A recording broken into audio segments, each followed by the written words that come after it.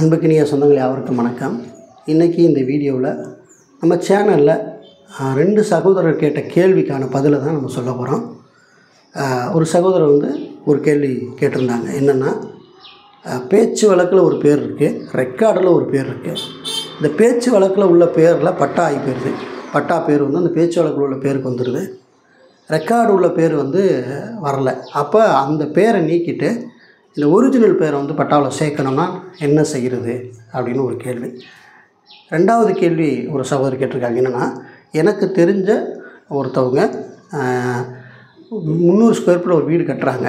கட்டும்போது அவங்களுக்கு அந்த வீட்டுக்கு அனுமதி வாங்கணும் அப்படிங்கிற ரூல்ஸ் எதுவுமே தெரியாமல் கட்டிட்டாங்க. கட்டி முடிச்சிட்டாங்க.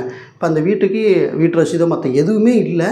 கட்டி முடிச்சுட்டு அவங்க வாட்டில் இருக்கிறாங்க. இப்போ அந்த விஷயத்தை சரி பண்ணணும். அதாவது ரசீது வாங்கணும், மற்றபடி அந்த வீட்டுக்கு அப்ரூவல் வாங்கணும்னா என்ன செய்கிறது, இதற்கான வழிமுறையை சொல்லுங்கன்னு சொல்லி கேட்டிருக்காங்க. இந்த 2 கேள்விக்குமான பதில் தான் இன்றைக்கி இந்த வீடியோவில் நம்ம சொல்ல போகிறோம். வீடியோ கடைசி வரைக்கும் ஸ்கிப் பண்ணாமல் பாருங்கள். நிறைய பேருக்கு ஷேர் பண்ணுங்கள். இப்போ தான் புதுசாக பார்க்குறீங்கன்னா சப்ஸ்கிரைப் பண்ணி சப்போர்ட் பண்ணுங்கள். வாங்க வீடியோக்குள்ளே போகலாம்.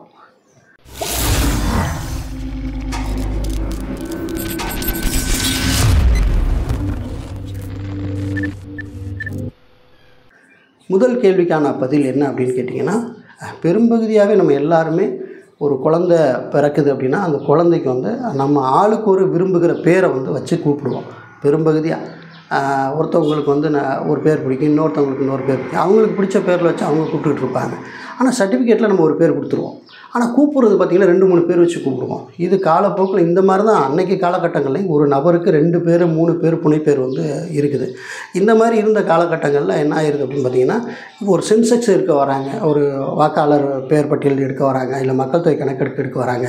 அரசாங்கத்திலேருந்து இப்படி வரும்போது இந்த வீட்டில் எத்தனை பேர் இருக்காங்க, உங்கள் பேரை சொல்லுங்கள் அப்படின்னு சொல்லும்போது நம்ம பேச்சு வழக்கில் ரெக்கார்டில் என்ன பேர் இருக்கோ அதை மறந்துட்டு நம்ம பேச்சு வழக்கில் கூப்பிடக்கூடிய பேரை கொடுத்துருவோம். அப்படி கொடுக்கும்போது அவங்க ரெக்கார்டை அதை ஏற்றிட்டு போயிடுவாங்க. இப்படி தான் நிறைய குளறுபடிகள், சிக்கல்கள், பிரச்சனைகள் ஏற்பட்டிருக்கு. இது நிறைய வீட்டில் நானே பார்த்துருக்கேன். எனக்கிட்ட கூட ஒரு பிரச்சனை, இந்த மாதிரி ஒரு பிரச்சனை வந்துச்சு. என்னென்னா, ஒரு நண்பர் இந்த மாதிரி எங்களுடைய ஆயாவுடைய பெயர் பார்த்திங்கன்னா பட்டாவில் வேறு பேரும், அதே மாதிரி ரெக்கார்ட் பூர்வமாக ration card, Aadhaar card, voter ID இதில் வேறு பேருமா இருக்குது. பட்டாவை திருத்தம் பண்ணி இந்த ஒரிஜினல் பேர் கொண்டு வரணும், இதுக்கு வழி சொல்லுங்கள் அப்படின்னு சொல்லி வந்தாங்க. அப்போ நான் சம்மந்தப்பட்ட வட்டாட்சியர் அலுவலகத்தை தொடர்பு கொண்டு நம்ம இது சம்மந்தமாக பேசும்போது அவங்க என்ன சொன்னாங்க அப்படின்னா, பட்டாவில் பார்த்திங்கன்னா அலுமேலு அப்படின்னு இருக்குது, ரெக்கார்டில் பார்த்திங்கன்னா சேவாய் அம்மாள் அப்படின்னு இருக்குது. அப்படிங்கிறப்போ இந்த சேவாயம், இந்த அலுமலுங்கிற பேரை எடுத்துகிட்டு சேவாயம்மாள் இங்கே சேர்க்கணும், பட்டாவில் சேர்த்தா தான் இவங்க பேர் கணக்கில் வரும். அப்படிங்கிற போது இப்போ சேவாயம்மாளும் அலுமேலும் ஒரே நபர் தான் அப்படிங்கிறத ஊர்ஜிதப்படுத்த வேண்டியிருக்கு. அப்போ நீங்கள் என்ன செய்கிறீங்க அப்படின்னா, இந்த சேவாயம்மாளுக்கான ஒரிஜினல் டாக்குமெண்ட்ஸ், அதாவது பார்த்திங்கன்னா ரெக்கார்டு பூர்வமாக என்னென்ன இருக்குது, ஆதார் கார்டு இருக்குது, ரேஷன் கார்டு இருக்குது, அதே மாதிரி பார்த்திங்கன்னா ஓட்டர் ஐடி இருக்குது. ஸோ என்னென்ன ஆவணங்கள் இருக்கோ அதெல்லாம் நீங்கள் செராக்ஸ் எடுத்து, அதே மாதிரி இந்த பட்டா சம்மந்தமான அவங்களுடைய ஆவணங்கள் என்னென்ன இருக்கோ, பத்திரம் இருந்தால் பத்திரம், இல்லை பட்டா இருந்தால் பட்டா, இதெல்லாம் பின் பண்ணி இந்த 2 நபரும் ஒரே நபர் தான், ஆகவே இந்த ரெக்கார்டில் இருக்க பேரை இதில் திருத்தம் பண்ணி கொடுங்க, நீங்கள் வருவாய் கோட்டாட்சியருக்கு நீங்கள் மனு கொடுங்க. அப்படி மனு கொடுக்கும்போது வருவாய் கோட்டாட்சியர் வட்டாட்சியருக்கு அதை ஆய்வு பண்ண சொல்லி அனுப்புவார். வட்டாட்சியர் விஓவுக்கு அனுப்புவார். விஓ கள பணி செஞ்சுட்டு, ஆமாம் இந்த ஊருக்குள்ளே இந்த சேவாய்ங்கிற அம்மாவும் அலமேலுங்கிற அம்மாவும் இவங்க 2 பேர் கிடையாது, இவங்க ஒரே ஆள் தான், ஆகவே சேவாய்ங்கிற பேருக்கு நம்ம பட்டா திருத்தம் பண்ணி கொடுக்கலாம்னு ஒரு ஆய்வறிக்கை வட்டாட்சியர் கொடுத்தாருன்னா, வட்டாட்சியர் மேலே இடத்துல வருவாய் கோட்டாட்சியருக்கு இந்த நபர் தான் இந்த நபர்னு சொல்லிட்டு கொடுத்துட்டார் அப்படின்னா கண்டிப்பாக அந்த பேர் மாற்றத்தை ஈஸியாக பண்ணிக்க முடியும் அப்படின்னு சொன்னாங்க. அதே மாதிரி மனு கொடுக்க சொன்னோம். அதே மாதிரி வேலை நடந்தது. ஸோ சகோதரர் கேட்ட கேள்விக்கான ஆன்சர் என்னென்னா, இந்த மாதிரி உங்களுக்கு ரெக்கார்டில் ஒரு பேரும் புனைப்பேர் பட்டாவில் இன்னொரு பேர் இருக்குது அப்படின்னா இந்த முறையை நீங்கள் பயன்படுத்தி தான் நீங்கள் என்ன செய்யணும் அப்படின்னா, நீங்கள் போய் திருத்தம் பண்ணிக்கணும். வருவாய் கோட்டாட்சியர் அலுவலகத்தை நீங்கள் தொடர்பு கொண்டு நீங்கள் போய் இந்த மாதிரி திருத்தம் பண்ணுவது கேட்கணும். இந்த புனைப்பெயர் சேர்த்துறது, அந்த புனைப்பெயரை நீக்கிட்டு ஒரிஜினல் பேரை சேர்க்குறதுக்கு மட்டும்தான் இந்த முறைமையா அப்படின்னு கேட்டிங்கன்னா கிடையாது. ஆக்சுவலி பார்த்திங்கன்னா பெயரில் ஏதாவது பிழை இருந்துச்சு அப்படின்னு, பட்டாவில் பிழை இருந்துச்சு, கணினியில் பிழை இருந்துச்சு அப்படின்னா கூட இதே முறைமை தான். இதே முறைமையை ஃபாலோ பண்ணி நீங்கள் என்ன பண்ணலாம் அப்படின்னா திருத்தம் பண்ணி கேட்கலாம். இப்போ பார்த்திங்கன்னா முருகேசன் அப்படின்னு இருக்கிற இடத்துல பார்த்திங்கன்னா முருகன் அப்படின்னு இருக்கும், ராமசாமி அப்படின்னு ரெக்கார்டில் பேர் இருக்குது, ஆனால் பட்டாவில் பார்த்திங்கன்னா ராமுசாமி அப்படின்னு இருக்கும். இப்படிலாம் நிறைய மிஸ்டேக்ஸ் வந்து இருக்கும். சின்ன சின்ன 2 எழுத்து 1 எழுத்து வந்து மிஸ்டேக் இருக்கும்.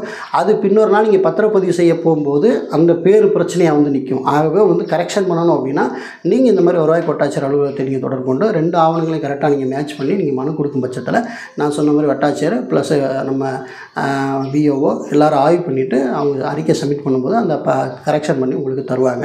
இப்போ எல்லாருக்குமான ஒரு வாய்ப்பு என்னென்னு கேட்டிங்கன்னா, இப்போ ஜூன் 10ஆம் தேதிக்கு மேலே வந்து ஜமாபந்தி நடக்க இருக்குது. நிறைய பேர் அந்த ஜமாபந்தி பேசும்போது என்ன சொல்கிறாங்க அப்படின்னா, இது வேஸ்ட்டுங்க அப்படின்றாங்க. எனக்கு தெரிஞ்சு 2-3 தம்பிங்க கணினி திருத்தம் பண்ணுறதுக்கு மனு கொடுத்து கணினி திருத்தமே நடந்திருக்கு ஜமாபந்தியில். அதேமாதிரி பேர் மாற்றமும் நடந்திருக்கு. ஸோ நான் நடந்த விஷயங்களை தான் உங்களுக்கு சொல்கிறேன். ஆகவே வந்து நீங்களும் இந்த ஜமாபந்தியை பயன்படுத்தி தாராளமாக இந்த மாதிரி இஷ்யூக்களுக்கு, வருவாய்த்துறை சம்மந்தப்பட்ட இஷ்யூக்களுக்கு தாராளமாக நீங்கள் வந்து மனு கொடுக்கலாம். மனு கொடுத்து அதை சரி பண்ணுறதுக்கு முயற்சி பண்ணுங்கள். ஒவ்வொரு ஏரியாவில் எப்போ ஜமாபந்தி நடக்கும் அப்படிங்கிற அறிவிப்பு வந்து அந்தந்த ஏரியாவில் இருக்கக்கூடிய கிராம நிர்வாக அதிகாரிகளை நீங்கள் தொடர்பு கொண்டு, வருவாய்த்துறை அலுவலர்களை தொடர்பு கொண்டு நீங்கள் கேட்டிங்கன்னா தான் உங்களுக்கு வந்து கிளியராக கிடைக்கும். ஸோ அப்படி ஒருவேளை வந்து லிஸ்ட்டு வெளியிட்டாங்க அப்படின்னா, அந்த லிஸ்ட்டு வந்துருச்சு அப்படின்னா நானே வந்து அதை நம்ம வீடியோவில் ப்ரமோட் பண்ணுறேன்.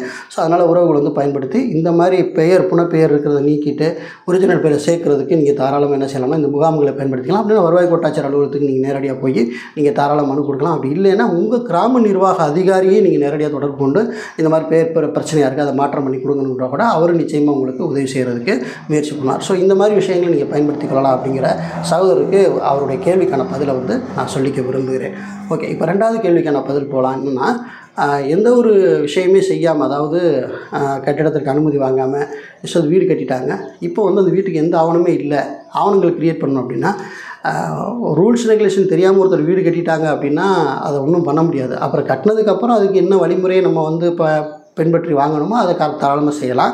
கிராம ஊராட்சியை பொறுத்த வரைக்கும் பார்த்திங்கன்னா 21/7/1999 அரசாணை 143 படி எத்தனை வீடு இருக்கோ அத்தனை வீட்டுக்கும் கணக்கெடுத்து இலக்கம் குறிப்பிட வேண்டும்னு சொல்லியிருக்காங்க. இலக்கம் மீன் பார்த்திங்கன்னா இப்போ 1/95, 1/93 இப்படி வந்து இலக்கம் போடுவாங்கள்ல. அது மாதிரி ஒரு கிராம ஊராட்சியில் எத்தனை வீடுகள் இருக்கோ அத்தனை வீடுகளுக்கும் இலக்கமிட வேண்டும் என்பது கட்டாயம் சொல்லியிருக்காங்க. அப்போ ஒரு கிராம ஊராட்சியில் எத்தனை வீடு இருக்குது அப்படிங்கிறத ரெக்கார்டாக வந்து கிரியேட் பண்ணணும்னா அந்த வீடு கட்டப்பட்டிருக்க கணக்கு கண்டிப்பாக கிராம ஊராட்சிக்கு தெரிஞ்சிருக்கணும். ஆகவே கணக்குக்கு வராமல் ஒரு வீடு வந்து அங்கே இருப்பது கூடாத ஒரு விஷயம். ஆகவே அந்த வீடு முன்னாடிலாம் பார்த்திங்கன்னா அந்த வீடு கட்டிக்கிட்டு இருக்காங்க, அது எந்த அனுமதி வாங்கலைன்னா நோட்டீஸ் விடலாம். நோட்டீஸ் விட்டு எந்த அனுமதி வாங்கி கட்டுறீங்களா இல்லையான்னு கிராம ஊராட்சி கேட்கலாம். அதே மாதிரி நகராட்சியும் கேட்கலாம். ஆனால் இப்போ அமைச்சர் என்ன சொல்லியிருக்காங்க அப்படின்னா 2500 ஸ்கொயர் ஃபீட் வரைக்கும் ஒருத்தர் வீடு கட்டுறதுக்கு கட்டிட அனுமதி முதல்ல வாங்கி கட்டணும் அவசியம் கிடையாது அப்படின்னு சொல்லியிருக்காங்க. ஆனாலும் அனுமதி வாங்க தேவையில்லை அப்படின்னா அந்த வீட்டுக்கு ரசீது வாங்க தேவையில்லை, பிளான் அப்ரூவல் வாங்க தேவையில்லை அப்படின்னு அர்த்தம் இல்லை. ஸோ அந்த ரூல்ஸை வந்து அவர் சொன்னது பிரேக் பண்ணாது. அதை உறவுகள் மனசில் வச்சுக்கணும். அதுக்கு வந்து நீங்கள் என்ன செய்யணும்னா, நீங்கள் ஒரு இன்ஜினியரை பார்த்து அவங்களுக்கு வந்து எத்தனை ஸ்கொயர் ஃபீட்டில் நீங்கள் இந்த வீடு கட்டுறீங்க, இப்போ ஒரு 300 ஸ்கொயர் ஃபீட்னு சொல்லி சொல்லியிருந்தார். 300 ஸ்கொயர் ஃபீட்னா எத்தனை ஸ்கொயர் ஃபீட்டில் வந்து நீங்கள் அறை அமைச்சிருக்கீங்க, எத்தனை ஸ்கொயர் ஃபீட்டில் நீங்கள் ஹால் அமைச்சிருக்கீங்க, வறண்டா எவ்வளோ அமைச்சிருக்கீங்க, சுற்றுப்புறம் எவ்வளோ அமைச்சிருக்கீங்கிற டீட்டெயில் பிளான் அப்ரூவல் நீங்கள் போட்டு அதுக்கு ஒரு எஸ்டிமேஷன் போட்டு எவ்வளோ எஸ்டிமேஷனோ இப்போ வந்து 5 லட்ச ரூபாய்க்கு நீங்கள் எஸ்டிமேஷன் போடுறீங்க அப்படின்னா வெல்ஃபேர் நிதி மட்டும் நீங்கள் வந்து 1 லட்சத்துக்கு 1000 ரூபா கட்டணும். அப்போ 5 லட்சம் அப்படின்னா 5000 ரூபா வெல்ஃபேர் நிதி மட்டும் நீங்கள் கட்டுற மாதிரி இருக்கும். அதுப்போ பார்த்தீங்கன்னா இப்போ எங்கள் கிராம ஊராட்சியை பொறுத்த வரைக்கும் ஸ்கொயர் ஃபீட்டுக்கு வந்து 5 ரூபா. அப்போ ஒரு 300 ஸ்கொயர் ஃபீட்டில் வீடு கட்டுறாங்க அப்படின்னா 3×15 1500 ரூபா வந்து நம்ம ஸ்கொயர் ஃபீட்டுக்கு வந்து வசூல் பண்ணுறோம். அதை தாண்டி பார்த்திங்கன்னா கிராம ஊராட்சி செயலாளர் வந்து அந்த வீடு சரியாக தான் கட்டப்பட்டிருக்குன்னு ஆய்வு செய்வார். ஆய்வு செய்வதற்கான ஒரு கட்டணத்தை நியமிப்பாங்க. அந்த கட்டணத்தையும் சேர்த்து வந்து செலுத்துகிற மாதிரி இருக்குது. இப்போ 300 ஸ்கொயர் ஃபீட் ஒரு வீடு கட்டுறாங்க அப்படின்னா எனக்கு தெரிஞ்சு குறைஞ்சபட்சம் ஒரு 3000லேருந்து ஒரு 4000 ரூபா வரைக்கும் கிராம ஊராட்சிக்கு நம்ம வந்து பே பண்ணுற மாதிரி இருக்கும். ஸோ அப்படி பே பண்ணிவிட்டு நீங்கள் பிளான் அப்ரூவல் நீங்கள் இன்ஜினியர்கிட்ட வாங்கி அந்த ப்ளூ பிரிண்ட் வாங்கி கொடுத்துட்டு நீங்கள் பத்திரம் பட்டா இதெல்லாம் வச்சுருந்தீங்கன்னா நீங்கள் கொடுக்கலாம். அதே மாதிரி கிராம நிர்வாக அலுவலகத்துக்கு போய்ட்டு அது எந்த நிலம் அப்படிங்கிறதுக்கான ஒரு சர்டிஃபிகேட் நீங்கள் வாங்கி கொடுக்கலாம். அது நத்தமா இல்லை வந்து நஞ்சையா புஞ்சையா. நஞ்சைனா பார்த்திங்கன்னா 10 வருஷம் அது வந்து விவசாயம் பண்ணாத ஒரு தரிசு நிலமாக இருக்கணும். அது கலெக்டரேட்னு அனுமதி வாங்கிட்டு வந்தால் வீடு கட்ட முடியும். அதே மாதிரி புஞ்சையா 5 வருஷம் அது தரிசு நிலமாக இருக்கணும். அது வேளாண்மை துறையில் வந்து நம்ம சர்டிஃபிகேட் வாங்கிட்டு வந்து நம்ம வீடு கட்டலாம். நத்தமாக நம்ம வந்து விஓட்ட மட்டும் ஒரு சர்டிஃபிகேட் வாங்கிட்டு வந்து இது நத்தம் வீடு கட்டிக்கலாம் அப்படிங்கிற ஒரு சர்டிஃபிகேட் வாங்கிட்டு வந்து தாராளமாக கிராம ஊராட்சியில் கொடுத்து நம்ம அந்த வீட்டுக்கான அப்ரூவலை வாங்கி வீட்டு ரசீது போட்டுக்கலாம். அந்த வீட்டுக்கான இலக்கத்தை கிராம ஊராட்சியை நிர்ணயம் பண்ணுவாங்க. அதை வச்சு நீங்கள் வந்து மின் இணைப்பு மற்றும் பார்த்திங்கன்னா நீங்கள் ரேஷன் கார்டு இது எல்லாமே நீங்கள் வாங்கிக்க முடியும். ஸோ இதுதான் ரூலு. அதனால் ஒரு வீடு கட்டி முடிச்சாச்சு எதுவுமே வாங்கலைன்னு கவலைப்பட தேவை கிடையாது. கட்டின வீட்டை ஒன்றும் பண்ண முடியாது. ஆகவே நீங்கள் இப்போ ஊராட்சிக்குள்ளே இருக்கீங்கன்னா தாராள ஊராட்சி நிர்வாகத்தை அணுகி நான் சொன்ன இத்தனை ஆவணங்களையும் நீங்கள் வாங்கி அப்ரூவல் வாங்கிடுங்க. அதே மாதிரி நகராட்சி, பேரூராட்சி, மாநகராட்சி இருப்பினா நீங்கள் அந்த அலுவலகங்களை, நகராட்சி, பேரூராட்சி அலுவலகங்களை நீங்கள் தொடர்பு கொண்டு அவங்கள்ட்ட கேட்டு நீங்கள் தாராளமாக நீங்கள் அப்ரூவல் வாங்குறதுக்கு நீங்கள் முயற்சி செய்யலாம் அப்படிங்கிறதையும் உங்களுக்கு சொல்லிக்கொள்ள விரும்புகிறேன். ஸோ இந்த 2 தகவல் தான் இன்றைக்கி வீடியோவில் நம்ம சொல்லியிருக்கோம். இந்த தகவல் உங்களுக்கு யூஸ்ஃபுல்லாக இருந்துச்சு அப்படின்னா மேலான கருத்துக்களை கமெண்ட்டில் பதிவு பண்ணுங்கள். மீண்டும் நல்ல தகவலோடு உங்களை வேறு வீடியோ சந்திக்கிறேன். நன்றி.